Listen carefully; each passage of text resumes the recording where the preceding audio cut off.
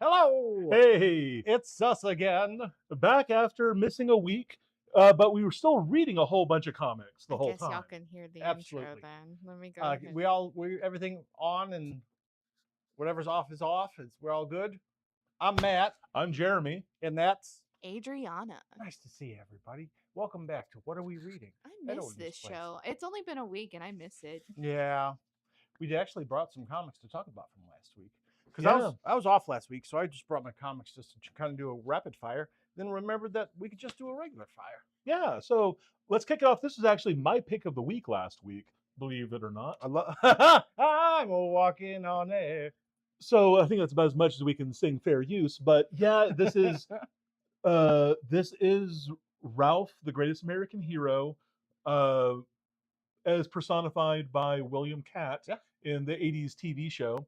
Uh, I absolutely loved this show as a kid, and I had a copy of the theme song on a little 45 record, Wow. and I still have it. Years ago, I brought William Catt and a couple other actors in for a signing. It was him and Clint Howard specifically, and I got a chance to meet him to get him to sign my 45. I bet that blew his mind. He was super cool. We talked about this. We talked about obviously his role in Stephen King's Carrie. Oh my gosh, I forgot about that. He was the heartthrob in Carrie. Yeah, and there's a new version of that about to start in like a week that is done by Mike Flanagan. I had something to tell you about that. About him, Mike Flanagan. Yeah. Did you hear what else he's writing? No, what else he's writing? He's writing the 40K movie with Henry Cavill. Hell yeah. Henry Cavill had heard it start to being rumored, so he broke it on his own Instagram that Mike Flanagan's writing. So suddenly Warhammer's going to have a lot of deep-seated family issues. Yeah. And like generational trauma. And probably vampires. Yeah, and probably vampires. Although I think it already has vampires. Yeah. But back in this book, The Greatest American Hero, this comic was so much fun. Basically, Ralph is back on Earth after years in outer space. Right. This is like canon. What would have happened after everything? Now, it occurs to me that there's people who weren't born in the 1970s, Hey, Rudy. Who might not remember what The Greatest American Hero was about. Ralph Hinkey, the main character, was just a regular everyday dude, and some space aliens show up and give him a super suit that gives him all sorts of powers, and then they skedaddle back into outer space. But he loses the instruction book and Classic. bumbles around. He has like comedic adventures with his FBI handler, but the whole idea was he was a superhero that wasn't very good at being a superhero. Right. What did you think about this book? I thought it was really neat. There's not much. It was pure nostalgia. Yeah. I loved it. It was pure nostalgia. The artwork is incredible. This covers is not this good all the way through, but it's very, very good. I loved it. The only problem I have with this is that is the longest American flag that I've ever seen. So it seems a little bit weird, but Yeah. just looking at it, it fits. The whole it was kind of a weird character. This came out when I was in like 4th or 5th grade, I think. And I have friends who like made their own costumes and stuff like that. My mom made me a cape. There you go. It was very, very popular, and this was. At the risk of sounding corny, it was really sweet. I loved it. I really loved this. The basic plot is he's come back to Earth and he's having to reconnect with the son that he really had no relationship with because of all his running around being an idiot in a costume. Right now, father and son stuff is a really big, like shiny button for me. I just lost my dad a few months ago, and actually this month would have been his 80th birthday. I didn't know any of that, man. I'm sorry. Oh no, I'm getting used to it. But The Greatest American Hero was something that we watched as a family, and I definitely had that nostalgic flashback reading this comic. Goodness gracious! It was just on the money. Yeah. Of all the books that came out last week, and there was a lot of really fun ones. There were better comics, but there were none that I liked more than this one. This one just satisfied me, as an old nerd. So Yeah. what's next on your list? Speaking of nostalgic things that absolutely make me fall in love again with comics. This is Rocket Raccoon, Rocket Rewind. I picked up the variant cover, the Mike Mignola variant cover, because I was first introduced to Rocket Raccoon with his miniseries, his 4-issue miniseries way back when, about the same time as that Mike Mignola, I think, wrote and Yeah, drew. that was one of the first Mignola things that I really noticed. It was so cool. Still Um, is his style all the way through. You can still see it's a little bit more normalized, but still wonderful, wonderful. Yeah, he did it about the same time that he drew that Starlin book, Cosmic Odyssey, yeah. for DC. I love that. Uh, Yeah. and so you wouldn't normally think cosmic, unless it's cosmic horror for Mignola. But yeah, that cover is just so great. Yeah. And this is really fun. It's got new stories in it, and then also the art by several different artists. It's beautiful. This is an anthology book, and it's kind of a special one. So I'm going to show you a little bit. They also show the original, and they work it into one of their stories, the original Rocket, or in this case, Rocky Raccoon, his original story. They just reprint it, and it's so Yeah, there's cool a that they framing did device this. that's like new material of current Rocket interacting with and experiencing the story. But yeah, back in the 70s, Marvel started doing a bunch of black and white magazines that weren't regulated by the Comics Code Authority, Right. and so they could be a little bit more adult, a little bit more violent. It's actually right at the Staples, so all good. Yeah, so books like the Savage Sword of Conan was probably the most Yeah. famous of those, but there were a bunch of weird cosmic stories that a lot of people have never read that later become important because this is the first Rocket Raccoon. Yeah. But Star-Lord is the same thing, where Yeah. Star-Lord made his first appearance in one of these black and white magazines and then wasn't brought into the mainstream for years. It's so funny because having read all of these way back then, I remember when Marvel first announced, and Rudy, I agree with you. I feel old when I read all this stuff too. And there is a Mike Mignola cover for Rocket. I've got one right here. If you want it, it's yours. Just tell me. Reading all of these things now, or for example, when they announced, and this is a lot of years old, but when they announced that Marvel was going to do a Guardians of the Galaxy movie, I said, "Wow, this is the death of Marvel movies. There is no way that's going to be popular in any capacity. That is more niche than niche is niched." And then it came out, and it was the biggest, hugest thing of all time. Yeah, and the narrative suddenly became, DC can't get out a movie for Wonder Woman, but we have a talking raccoon with a machine gun over at Marvel. And you could buy the action figures at the gas station. Yes. It just made money hand over fist, and it just made me so happy. It made me so happy. Same. So anyway, that was another one. Then we've got some DC. Yeah, last week was a bunch of annuals. Yeah. The summertime one shots. Most of them were self-contained stories that don't necessarily impact much going on. For instance, Detective Comics detours from the team up with Canary and Arrow, and this one was, Batman has been framed for a cosmic outer space assassination of some intergalactic political figure. Classic annual type stuff. Yeah, and Lobo has taken the bounty to bring him back to stand trial and summary execution. Superman and Lobo interact a lot. You don't see a lot of Batman and Lobo. Yeah, and it was fun. I enjoyed that. I thought that was a lot of fun. This is the world's finest annual. There's the regular cover. This book made me cry, and I loved it. God, this book is so good. It is so good. This is way better than an annual should be, and I agree with you 100%. It's Mark Waid, so of course it's great. Mark Russell is also involved, and I think that might be part of the secret sauce here. But yeah, it's a team up where Alfred and Pa Kent have to save their boys. Oh, it's so... Going back to the theme you were talking about. Yeah. And it's just done. It's just freaking beautiful. So Adriana, you're a huge Superman fan. You read this. What did you think? So I am a Superman fan. I'm also more of a Batman fan. If by Batman you mean Nightwing. Nope. And by Nightwing we mean Nightwing's butt. Not Nightwing. Jason Todd. Oh, there you go, Jason. Oh yeah. I know. Oh, the bad boys. The bad boys. I get it. No, this was really, really wholesome. I thought that it was just real. It took its time to slow down where it needed to, especially when it came to like the pops, just kind of like just got like it felt like they were dads talking about their sons, and just them gushing about how proud they are. And DC writes that kind of stuff so yeah, well. And occasionally they remember that Batman isn't a sociopath. He has actual human emotions and connections, strong, important connections to people.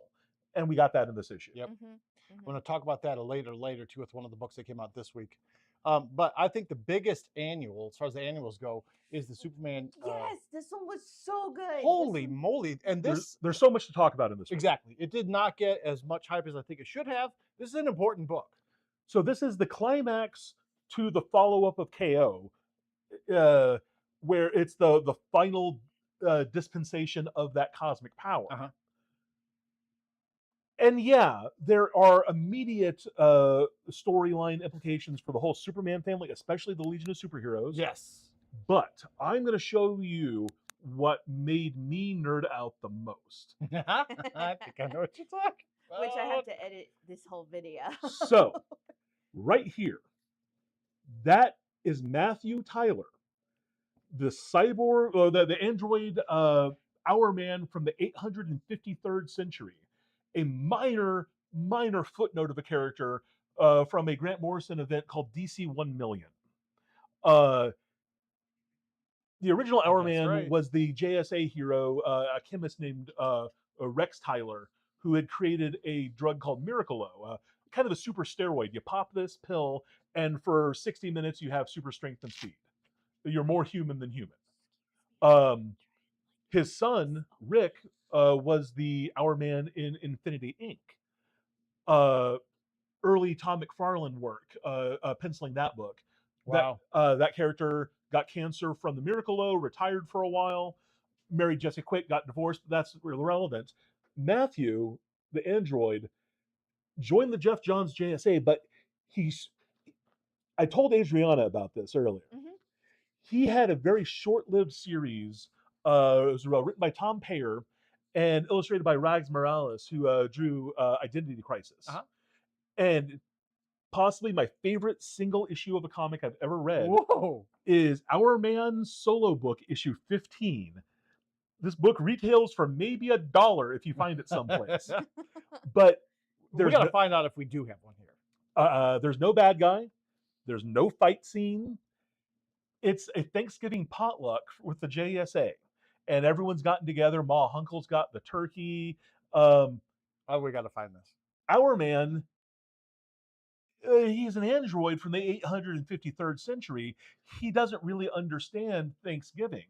At least not American Thanksgiving. Maybe Canadian Thanksgiving. I don't know. But, Me neither, but probably. but he shows up with a package of bologna because he figures food is food.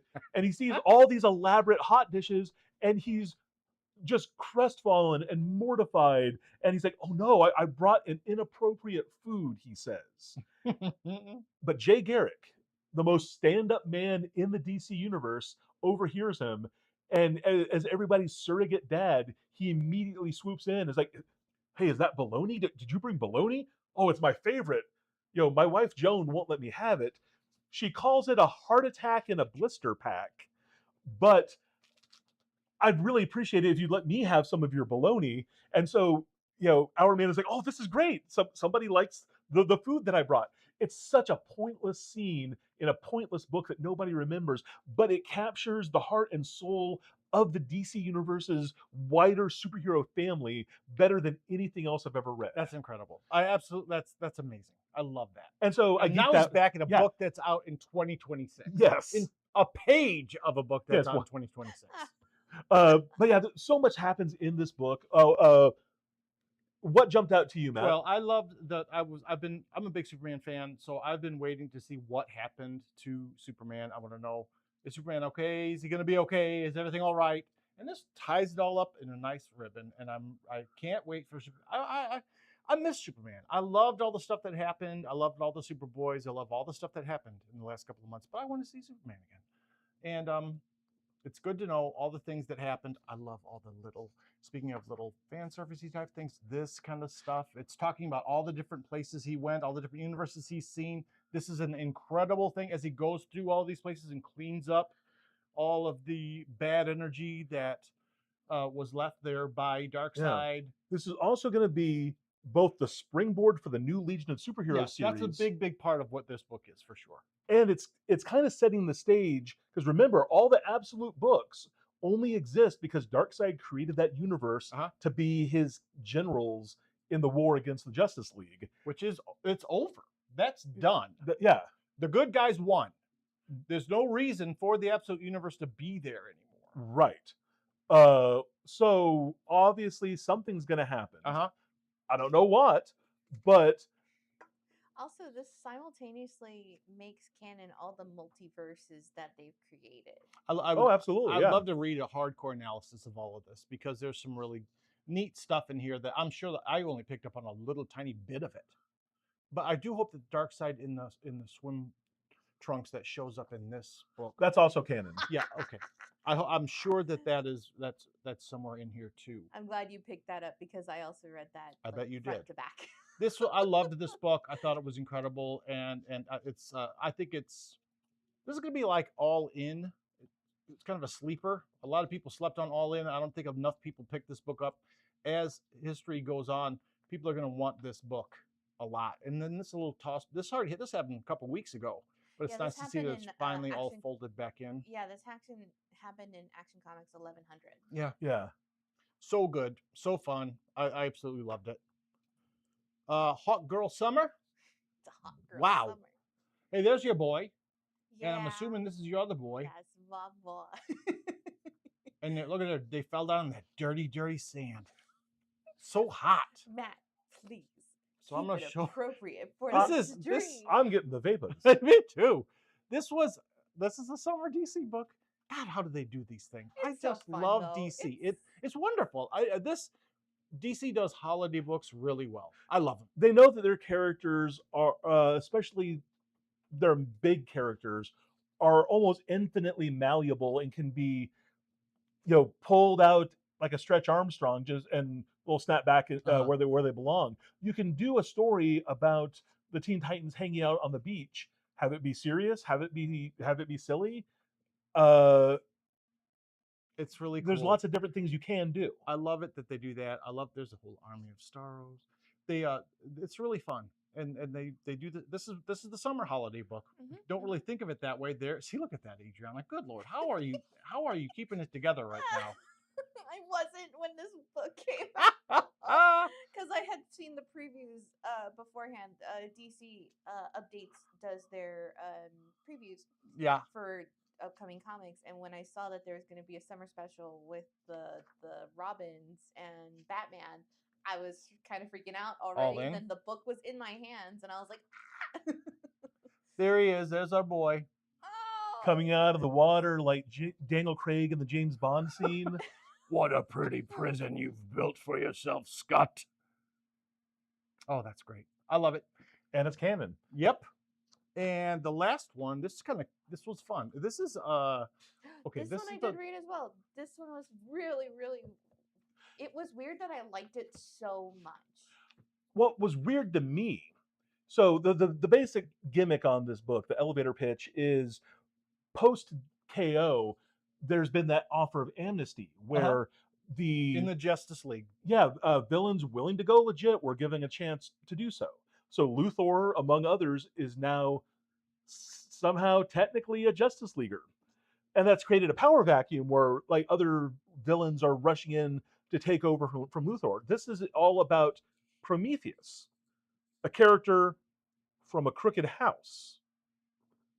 Just the other week, there was a book we read where a character was talking about, a crooked house. Maybe that was foreshadowing of this. I don't know. Maybe it was just somebody that thought Prometheus was a rad character because he is.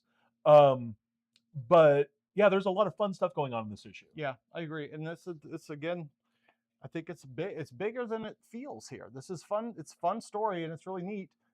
It's kind of creepy. A lot of fun, weird stuff going on. I don't think this is this a prequel to something coming out, a bigger series? I can't remember. It's weird that Lex Luthor is such a better foil to Batman than he is to Superman in so many ways.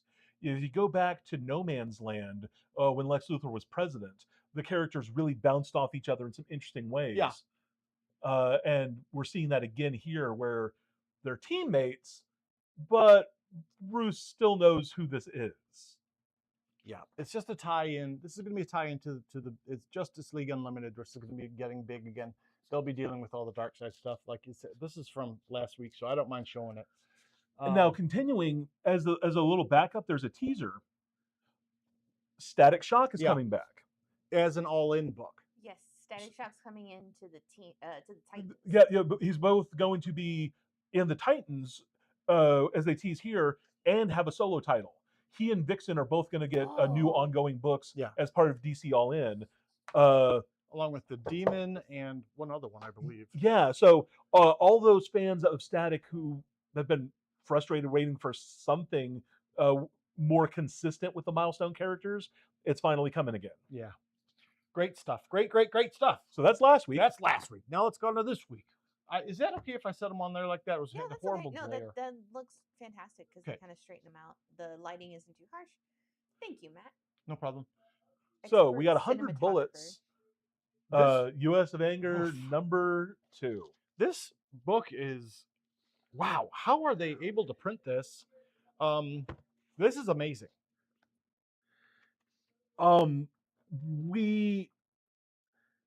We were full of superlatives in the last issue, and this one is even better. There is no war except for class war. That's true in reality and in this comic. Yep. And the war that is being fought here, some of the folks are pawns, some of them are pawns and know it, some of them are pawns and don't know it, but everybody is involved in something. And it's hard to speak about the specifics of the book, really. But you know, what all do you have to say, Matt? I don't want to. In this, okay, it's hard to give away anything about it. In the current time frame where we are in reality right now, this book is hard hitting. It touches a lot of raw nerves. I love it. They are clearly stating where they stand on some of these issues, and I love it again. I don't know how you could be against it with some of the stuff that they're dealing with in this book. It Yeah. is definitely a grown-up book. This is Yeah. a Vertigo book, 100%. Here's the page I was going for. You know, die every year, victim of ignorance. Truthfully, you know, There you go. there you go. That is clearly defined differences between the characters. Yes. And this book it's important. This is an important book. This is going to be collected again, and people are going to talk about this. I love it. I love it for a lot of different reasons. It's really, really important. Yeah, the tension in this issue is it's simmering like the streets of Minnesota right before the riot. Yeah. Yes. Yes. There's people who are being goaded into fighting that know better than to take the bait up to a point. And there's, like, on the last page or so, there's a shocking use of color that takes what is almost throughout the rest of the book a black and white story, and just really, you know, kicks everything up once the reds come out. Yep. You know, you hear the explosion going off. Love that book. Oh, yeah. Super good. Super good. The accessories. So this book is by David Dastmalchian. He wrote some really fun comics that I really enjoyed about a late night horror host who's fighting actual vampires and werewolves. He's an actor probably best known now for that movie Late Night with the Devil, but he's been in everything. Like in Ant-Man, he's like the Eastern European buddy who's all like stoic. And That's David Desmond. yeah. I didn't know that. Yeah, so he's a huge horror guy. He's one of us, and this comic is funny as Wow. hell. It's tone wise, it's a horror comedy, much like a Buffy or a Shaun of the Dead, Okay. but it's told from the perspective of all of the universal sidekicks. So Igor, the long-suffering, put-upon hunchback manservant, Dr. Frankenstein, meets up with Renfield as they're both trying to steal bodies, and they realize, hey, our bosses suck. This book was a lot of fun. That's cool. That's a neat idea that I've never heard of before. What you got? I've got some. Let's do. I'm gonna do some. Here we go. Rapid fire, and then we're gonna lead into those. I don't talk about that's just stinky. There's some weird books this week that I absolutely love. We've got some, we're coming back to the 90s in a lot of different ways Yeah. right now with comics. Some good, some not so good. But And there's experimental, a lot of experimental. yes, a lot of neat, fun stuff. This is an amazing book that we've seen a little bit of before. Seen a little bit of that. There's Lancer. We've seen a little bit of, and this is the full issue one of Realligator. Realligator is a fever dream like scribbled on somebody's math notebook. It's the artwork is intentionally crude but beautifully rendered in its own way. The person who drew this knows how art is supposed to look to break the rules and do like the weird ugly things that they do in here. This is like reminds me before Cartoon Network, like the old MTV, like liquid television type stuff. It's that kind of vibe. Yeah, Getty Tartovsky, the Samurai Jack guy, has that animated series Primal. Yes. That is like the caveman and the dinosaur, and it's virtually a silent story. This has a vibe kind of similar to that. Yeah. And it's just so neat. The colors are beautiful, so primary and weird, and so there's a giant gator. These guys are out on safari. They kind of clip the lion, of course, big men with big guns, and they clip the lion, and the lion dies, and then the alligator says, yum, yum. And then this guy says, ooh, there's my real victim. Yeah, I can really impress people. I killed it. Yeah, look at this. Is so beautiful. The splash page of the 50 cal, just mowing down. This, it's a sort of cartoonish violence that like a child's brain would come up with that is more meant to be cool than disturbing. Right. That's not real blood. That's alligator blood. Yeah, look how and it's just pure red. It's just fine. Yeah, it's fine. It's no big deal. It just gets worse from there. yeah.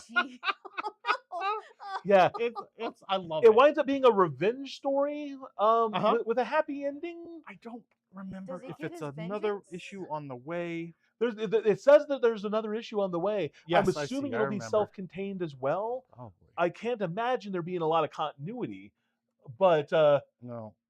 Oh, this is so fun. I love it. Yeah. And a little preview of Warbird too. I can't show you any of that. It was a little bit more realistic. Yeah. But it was fun. Loved it. Absolutely loved it. I'm going to do a couple of quick ones. I didn't even get a chance to read this. It looked cool. Yeah, so Dan Panosian is doing a weird Western. The main character is a lady whose father was a Wild West deadbeat. Her mom moved her far away to New York City. Big Apple. Yeah, to get away from him. Well, he's died now, and she has gone to see about the inheritance. She gets there, meeting all of his other descendants, some legitimate, some very born under less proper situations, but regardless, they're all put onto a haunted trail ride as the conditions of the will. So the lawyer is like a Scooby-Doo cartoon. Yeah, he's like leading them out into the middle of nowhere to hear the reading of the will, and she is having to ride a horse that might be the actual Christian devil. That horse was so cool. Yeah, we're not entirely sure, but only she can connect with and ride this weird split-hooved horse. Mhm. So I'm a sucker for a good weird Western. I thought that book was a lot of fun. Okay, I did. I'm going to give it a little more attention. I did like it from when I flipped through it. This one, Diablo. I think this is number 4, and I hope it's the last one. This is terrible.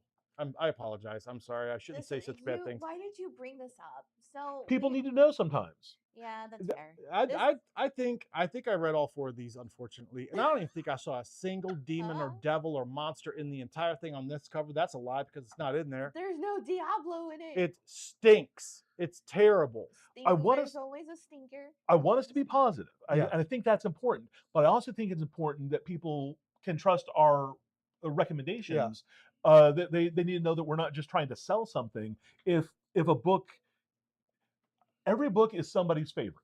So if somebody wants to buy Rob Liefeld, I'll sell them a copy of New Mutants '98. There you I'll go. die a little bit inside, but it makes them happy, and that's what matters. I will tell you this to keep it positive.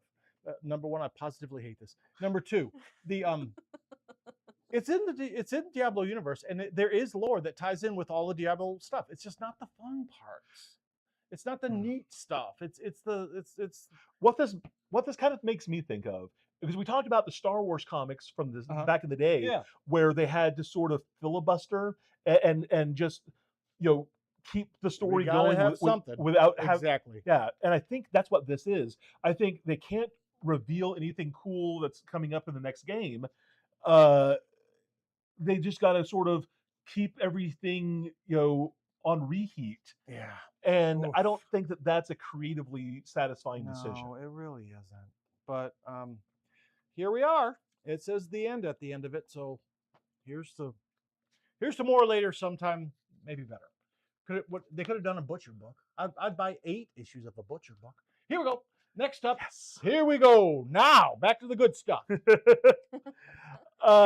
So the 1985 Fright Night is one of my favorite movies of all time. It is so good. And this is not the first Fright Night comic. Now, American Mythology Productions has done a previous miniseries where Jerry the Vampire and Evil Ed are restored to life. And then this picks up where that miniseries had left off. Mhm. Now, real obsessive nerds remember that Now Comics, a publisher of Married with Children and Ralph's Nart Adventures, Wow. had the license to Fright Night back in the late 80s, very early 90s. And they put out around 25 issues, a glow-in-the-dark issue, an annual, and I own them all. I knew it. Yeah, I'm a horror guy in general, but Fright Night was always my jam.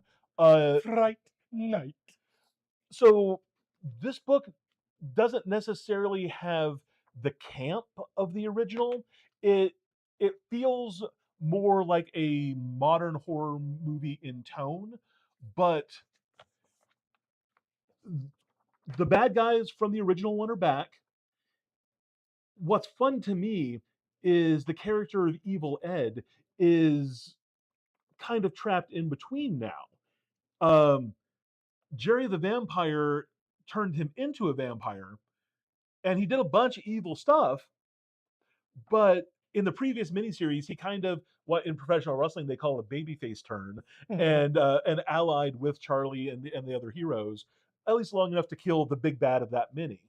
But so now he's being hunted by both the good guys and Jerry, kind of out there by himself.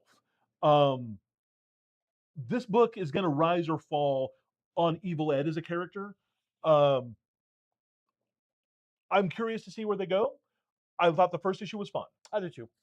It's fun. It left me wanting more. Yeah. So we'll see. It's an introductory issue. Set a lot of stuff up. I want to see more of it. It's important to remember, though, that the girlfriend, though, who's now this grizzled vampire killing badass, that's Amanda Bierce. That's Marcy Darcy from Married with Children, the actress. Was she tied in with that somehow? Yeah, she was the actress. She was. How could they do that comic? Did she own Now Comics? Or something? Maybe. Because to have her involved, that's weird. That's a. We should get her. I actually had Odin fair. Even though I read them both, it never stopped to occur to Yeah, me. that's a weird coincidence, isn't it? Yeah. I got 2 more weird books, and then you can rapid fire. I only want to talk about because what time is it? It's almost 4. Woof. Okay. This Fort Psycho, Loved it. man, oh man, this is a great book. It reads like the old TV show The Prisoner with Patrick McGoohan. Yes. But with a slight twist that you get at the very end. I loved it. This is a great book. Look at it, beautiful, beautiful, beautiful. It's not all the way like this through, but it doesn't have these crazy colors. It's a normal art book, but it's just really well done. Yeah. So you've got this planned community where people who know too much are exiled to. A It's prison of sorts. yes.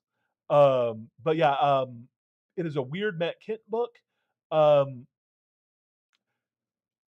I really enjoyed just the paranoid, claustrophobic feel to the book. Yeah. I thought that it was It's a really great cool. number one. It's really, really cool. I loved it.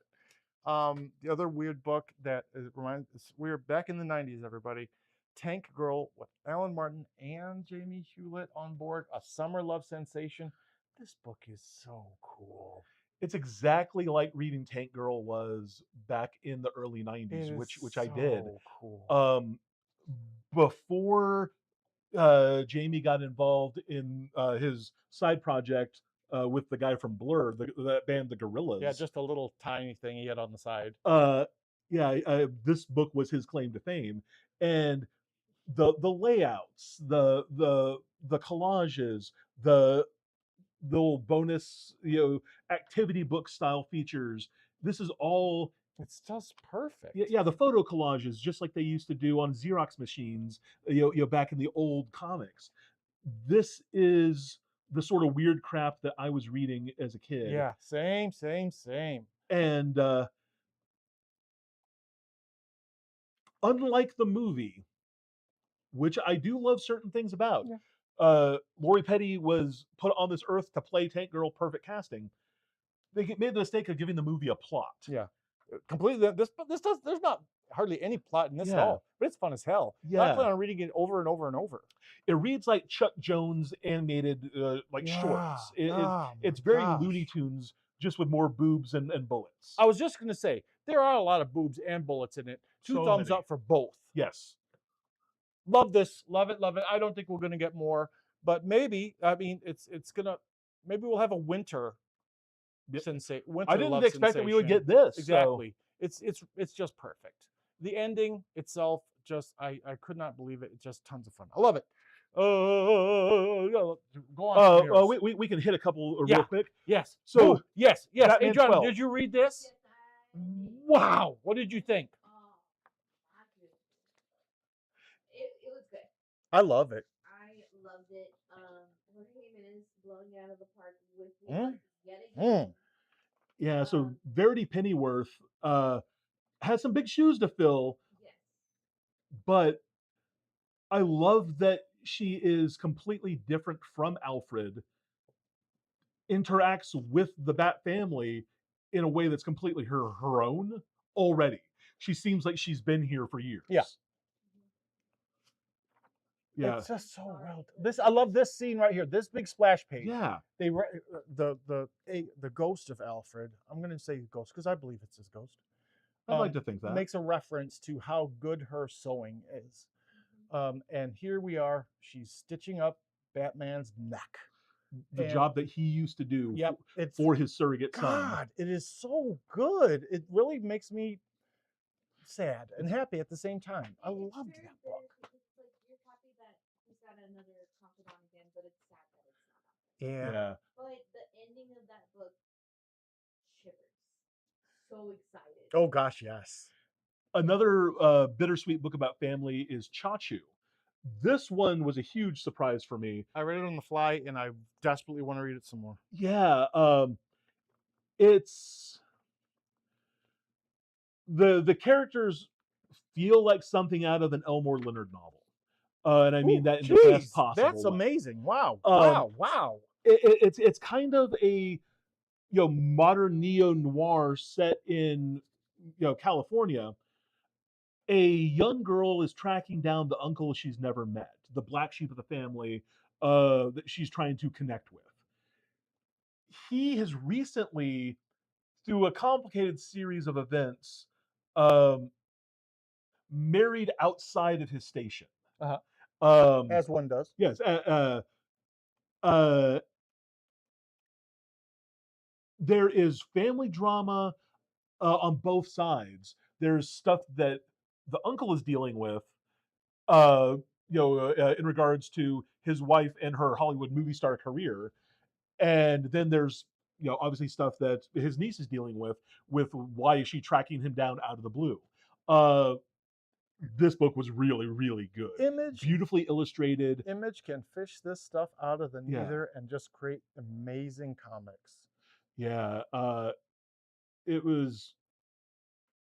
Yeah. This book would have been my pick had not another book that we'll get to in a minute come out. We got Dead Man.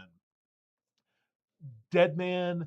I mean, what more can we say? They're basically doing a riff on Dante's Divine Comedy, but doing it as a riff on the comic books medium in general and DC continuity specifically. It is. I think DC Mhm. Comics is one of the only companies that's doing comics right Yeah. now. Maybe Image and them. This is good. God, this is good. Yeah, Detective Comics. Yeah. So yeah, the cosmology of this book, in a lot of ways. Okay, I'm a child of the '80s, as we've obviously discovered. We talk about it all the time. The movie Clash of the Titans. The way that Zeus. I had the metal lunch pail. I had a bunch of the toys, and I would make my own by taking my sister's Glamour Gals action figures and making togas for them out of like Kleenex and Scotch tape. But love Clash of the Titans. Zeus and the other gods have like this amphitheater where they're like looking down and like literally using like toys to represent like little miniatures of Uh-huh. the version of the cosmology of the heavens that we see in Dead Man has a vibe very reminiscent of that, of a creepy child playing with his toys. Love it. Speaking of creepy, we Glamour got Gals issue #1's out next month, by the way. Death Vigil by Steven Sejic. It's basically sexy Grim Reapers. This is by the same people that did what was that book? Harleen. Yeah. Yeah, Harleen was the first big DC book he did. He's done a ton of great BDSM and like kink related comics, like Sunstone is a fantastic series. Yeah. He's got that book Fine Print that's about the woman who's in a throuple with an angel and a devil. But this is a series that he launched a few years ago, and then it kind of fizzled out because it was before he was that big of a name. Um, this book is like triple stuffed to kind of catch people up on who these characters are and what their deal is. You don't need to have ever read the previous volume. You can jump in on here, but the artwork, like you see, It's beautiful. yeah, it's It is his stuff is just a gorgeous looking book. Matt, to let you know, there was an alternate cover with Mercando. I knew it. I knew it. Fantastic 415. I know it made me cry. I love this book. This is the 65th anniversary of the FF. I loved this book. It is just an almost perfect Fantastic Four story. So North and Umberto Ramos, the style that they're able to God, put it is together in perfect. this issue, it reminds me of one of my absolute favorite FF runs, written by Mark Waid. There's that name again, and Mike Lunaringo. It was a fantastic run. Unfortunately, cut short when Ringo died, but this is the most like that vibe I've felt out of the FF in a very, very long time. It is time travel shenanigans, but it is a story in a way that is so hard to do nowadays and make it work and not be cheesy. This reads like the best Doctor Who episode I've ever seen. Absolutely. It is a story of a young woman who was inspired by the Fantastic Four, but the FF are going one way in time, she's going another. So the first time that she meets them, she's like a little scullery maid, an orphan, a child with no prospects because it's the 1700s and she's a poor child.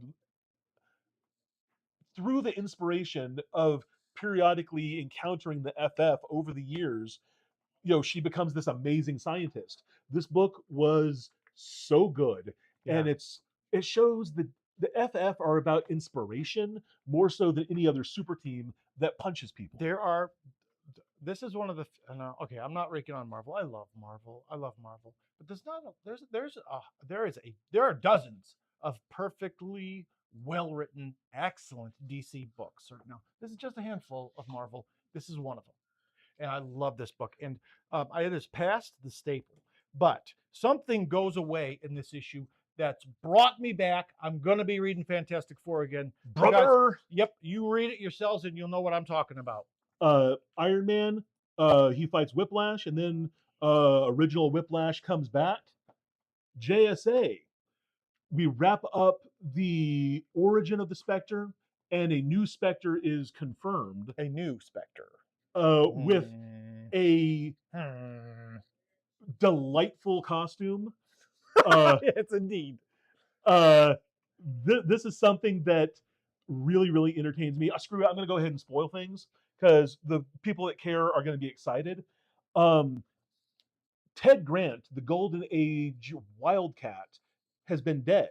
There's a new Wildcat who has replaced him, Yolanda Montez. Ted Grant, before he was a superhero inspired by Alan Scott, the Golden Age Green Arrow, Green Lantern, the Golden Age Green Lantern, he was the heavyweight champion of the world. He was a professional boxer.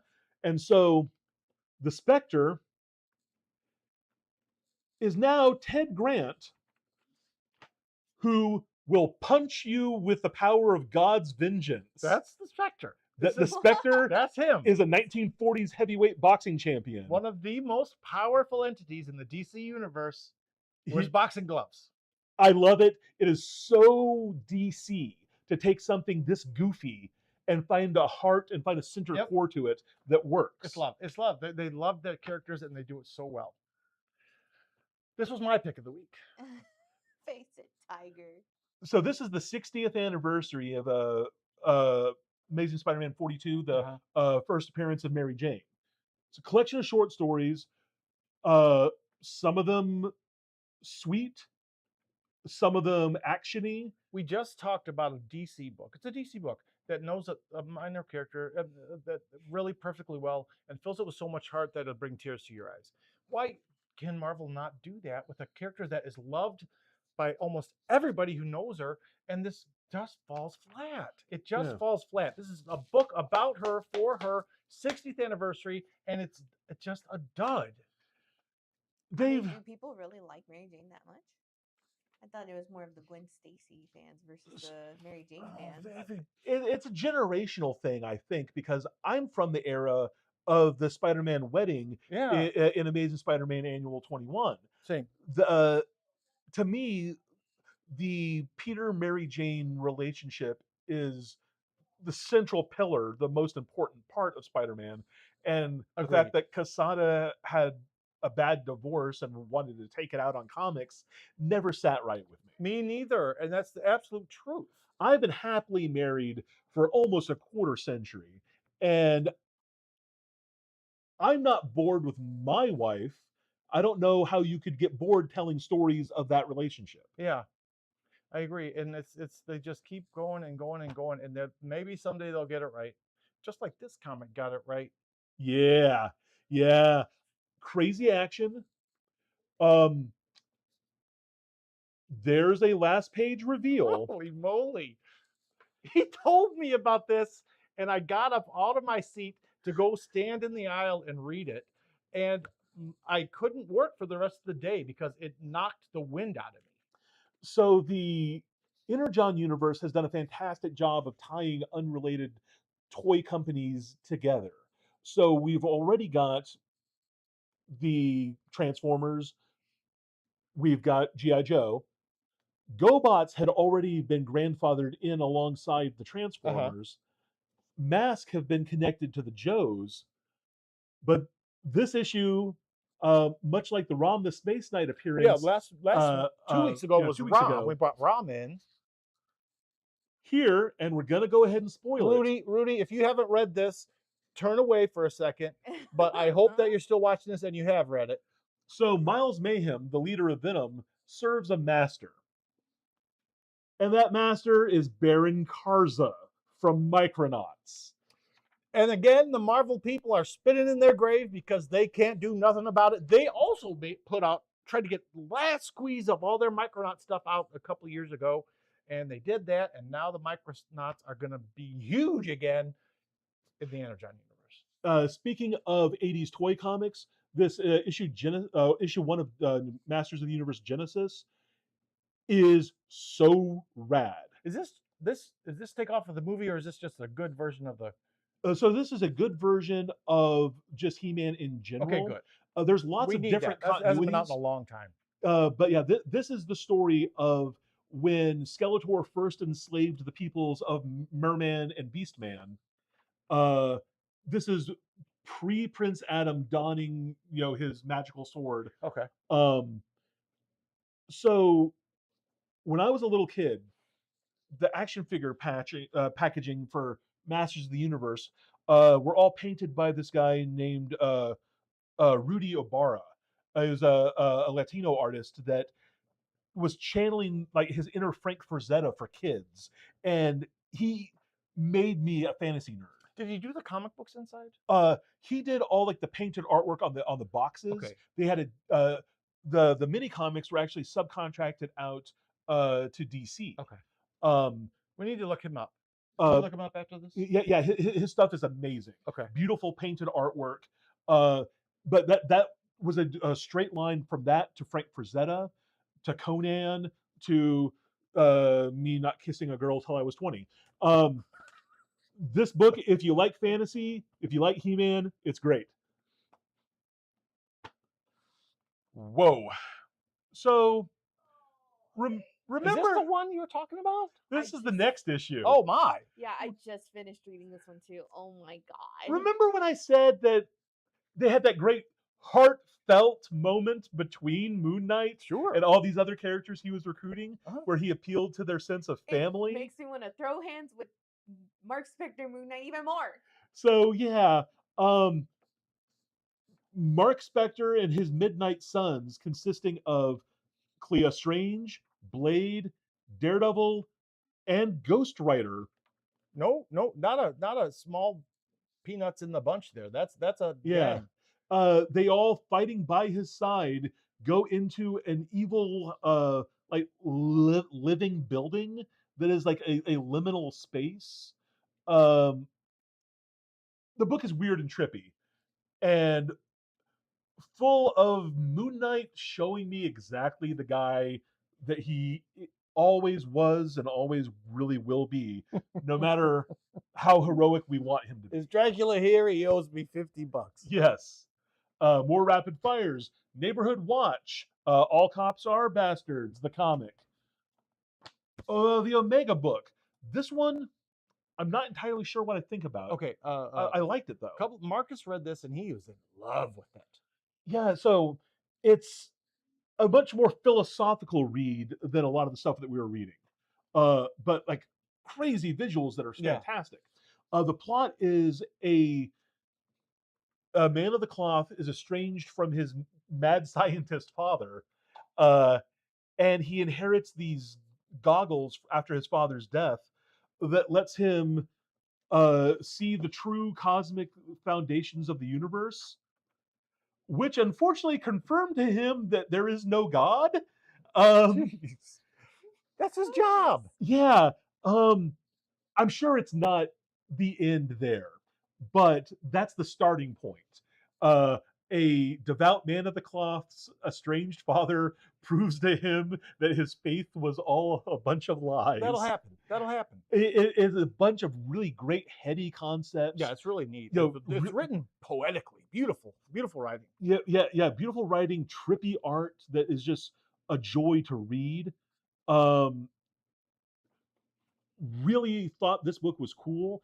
I think that this is something that will sell forever as a trade paperback. Yeah. But definitely check out the first issue. It feels like there's more back there. Something else is going on. Hit I got me. a couple of quick ones. Amazing Spider-Man 34. I just threw this one in here just to show that Spider-Man's back. The movie I thought was incredible. I loved it. Not going to talk about that, but the Spider-Man book is back. He's fighting on the street. It's really fun. I like it. I'm interested in Spider-Man again. We've got a lot of way to go to get me back to where I was in love with him, but it's on at least the right path right now. So that was okay. I'll take it. I'll take it all day long. Uncanny X-Men, I loved with all my heart. This is a beautiful variant cover. I'd grab that featuring same cover the too. only Storm that lives in my heart rent free forever and ever. That's Punk Storm, and she is the best. Nothing to do with this comic, but the comic inside is incredible too. It's we're getting Remy back fixed up while the New Mutants get their legs. It's just incredible. It's an important issue for Gambit and Rogue shippers, but to me, the most important part, you're talking about the New Mutants getting their legs. Yeah. A couple of old faces have come back to help out. And the way that they're doing Quicksilver, this is Peter David's Quicksilver. Yeah. This is the right Quicksilver, not the one who's just a jerk. The one who there's an issue of X Factor where Peter David had all of the members going to therapy, and when Quicksilver was in therapy, his Doc Samson asked, "Hey, why are you such a jerk to everybody?" And he says, "Okay, think about it like this. Have you ever been in line at the ATM waiting behind somebody and they're so slow and they can't get their card number right?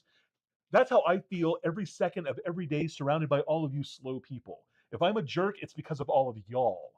And that is a huge part of his character, but he's also a character who is deeply emotional. He's, so motivated by familial love, whether it's his daughter or his sister. He's trying to replace Gambit, but there's a great "you're not my real dad" scene in this issue. I'm trying to find the scene where he is desperately trying to help these kids, and at one point one of the kids says, "You're not even a mutant." And in this world, that's not good. That's a very hurtful thing to say to somebody. It's just done so good. Gail Simone. Yeah, I still think it's lame that they changed them into Inhumans because Marvel had lost the film rights for a while. Well, but that's neither here nor there. Exactly. Marvel Rivals Origin of the Hood. Since the Hood just dropped in the video game, this gives a retelling in that continuity of his origins and how he got the power. This comic is comically terrible. It is a reprint of the old Marvel Hellraiser series, but they don't have the rights to call it Hellraiser, so they have to call it Clive Barker's Pinhead.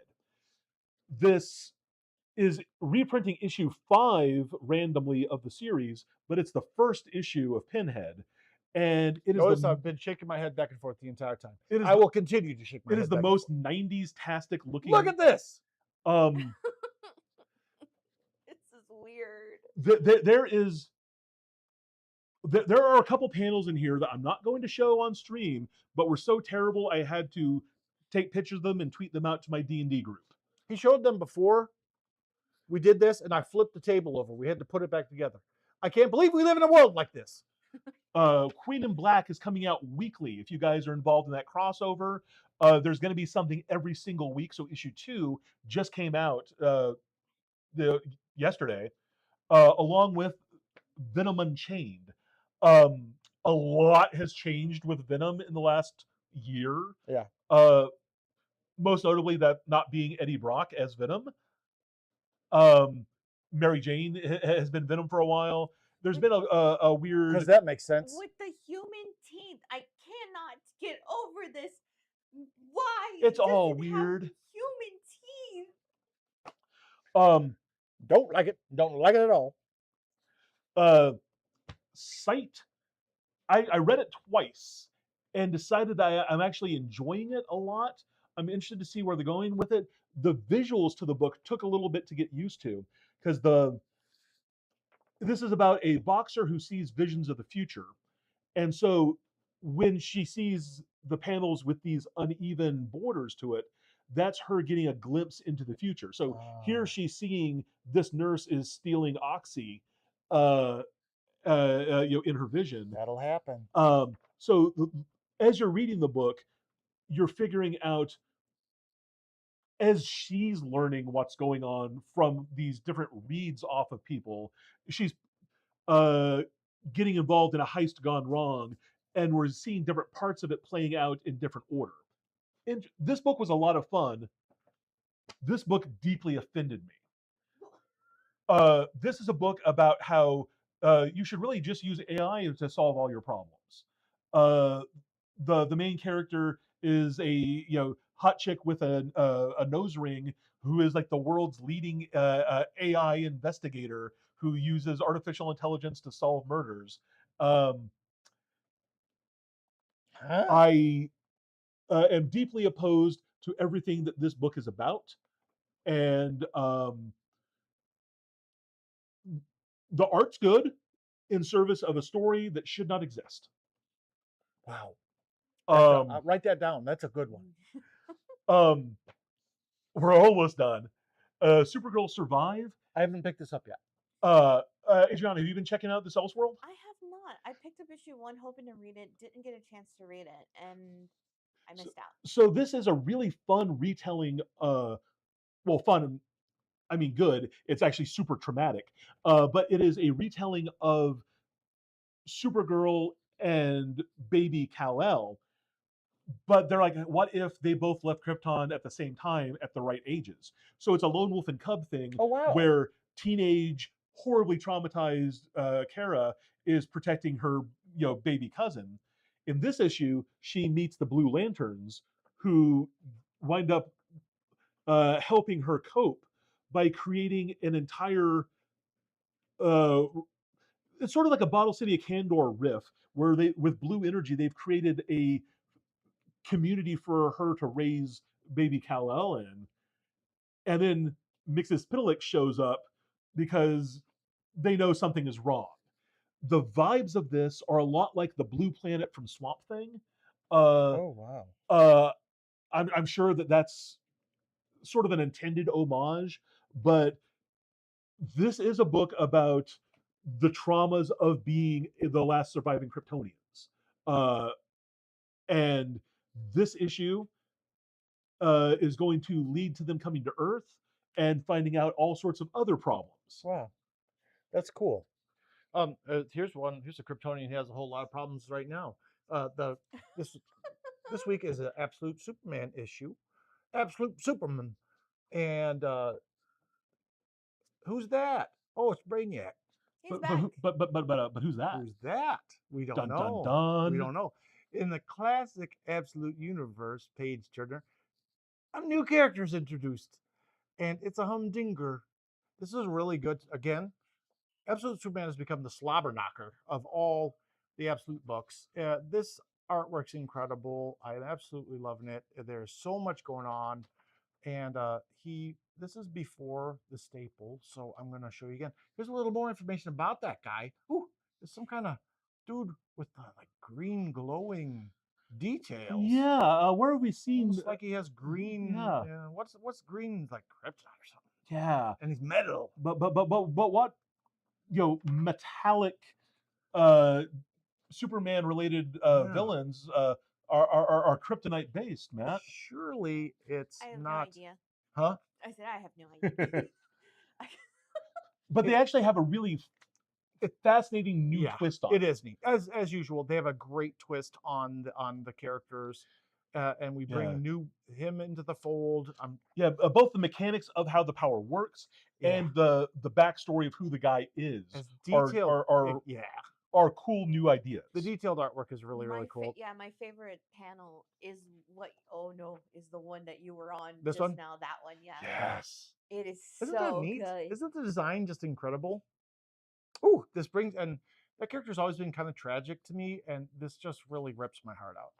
It's so well done. Oh, last page, I can't even look at it. So there's one last book that I want to hit on because there were a bunch of fun variant covers for it. When I was little, we didn't have a ton of anime available in the States yet, but I think it was either 86 or 87. I think it was 86. We got a show called Transor Z that was a redub of a Toei cartoon called like Giant Robot Mazinger Z. And UFO Robot Grindizier is like the third or fourth season of that. So this is a continuation basically of Transor Z, but this is like the awesome visuals, like scaled up modern version of it. So Daisuke, the pilot, has been imprisoned for whatever crimes, who knows. The That's beautiful. yeah, the artwork just looks fantastic. So basically, aliens have showed up and declared, "Hey, everybody out of Japan, that's ours now," and we have to have our small band of heroes uh, bust out the hero who can pilot the giant robots and then go and fight them. This is long. This took a couple of sittings to get through the whole book. It feels almost like a movie. Yeah, Uh, it looks like it. yeah, it is all the setup to what's going to be the nonstop action of the next issue. But I loved the visuals of this. I loved the just the overall vibe of it. What's not to love about 70s style giant robots from Japan? Absolutely. I remember this looks. What was the big action figure that looked exactly like this? Shogun Warriors? Was it Shogun Warriors? That was it. Yeah, yeah. Voltron. So Voltron gets blamed for why Transor Z didn't do well in the States. Because people were like, we already have Voltron at home. And it kind of got seen as the GoBot to their Transformers. Cool. So that's a lot of comics. That was a y'all. lot, guys. We packed 2 weeks into one just because we love you. And we love comics. Yes. We love comics. We love you. We got so much stuff going on in the upcoming week. If you ever heard a little thing called Magic a Gathering, they're doing something with little halfling man. What is it called? It's a Hobbit. Humbent? Humbent. Come check out the Humbent. They're putting that one out this week. It's going to be huge. Yes. Gigantique. So the pre-release is going to be tomorrow. Our 7 o'clock is already sold out, Yeah. but we'll have tickets available for the next 24 hours after that. We'll have games at midnight, at 5 a.m., at 10, and then again at 5 p.m. And then Sunday, we're doing a two-headed giant. Yep. The product that we have goes on sale at 10 a.m. tomorrow. So if you want something for sure, be here at 10 a.m. tomorrow. Yes. And don't forget, Odin's Fair is coming up. Adriana, what can you tell us about the Odin's Fair? Odin's Fair is. I feel like I should be on camera when I talk about this, so I'm gonna go ahead and head over. Please to y'all. do. Oh yeah, join in our reindeer games. Also, pre-releases are not sold out. We have room for walk-ins. Oh, Oh, yeah. cool. Pre-orders are not Hi. available now. It's Adriana. How y'all doing today? So Odin Fair is our day to give back to the community that helped build Odin's Place. It is our one day where we close off the entire back game room and it becomes an artist vendor alley. We invite everybody who's local, everybody who shops here, everybody who knows us since before we were Odin's Place. It used to be Laircon, now it is Odin Fair. It leveled up. It did level up. It Yeah. became beefier, if you will. We have a lot of fantastic vendors, a lot of them local to the Houston area. Very frequent customers and friends of the store of ours, as well as some new faces that we hope to see again for the years to come. This is our chance to just give back to y'all because We love you don't guys. exactly. We don't make any profit from the tables. It is completely free to vendors. It is a free entry to the public. This is your chance to sell your wares in Odin's Place. There's so much cool stuff. So much cool stuff. Come, and you can go both days. We have different groups of vendors each day. And there's so much neat stuff. And I gonna bet there'll be a lot of fun. hot dogs for sale in the tavern. Oh, we're only hoping. We also have tavern vendors as well. So people who are local food artists, artisans, bakers, cooks, chefs, coffee makers. Candlestick makers. That sounds like a humdinger of a time. Absolutely, it will be. It's going to be so much fun. Thanks, everybody, for watching. We will catch you next week when we've got a whole new batch of comics. The week number 2. Do we have 5 in August or just 4? In August, let me check real quick. I think it's back to 4. Yeah, usually that's the best. Otherwise, you get spread out a little bit too thin, Yeah. and you get weird it weeks. It is 4 weeks in August, and next month is going to be the big 5. Nope, it's another 4 weeks in September too. Well, Awesome. fantastic. Thanks, everybody. We love you, and we will talk to you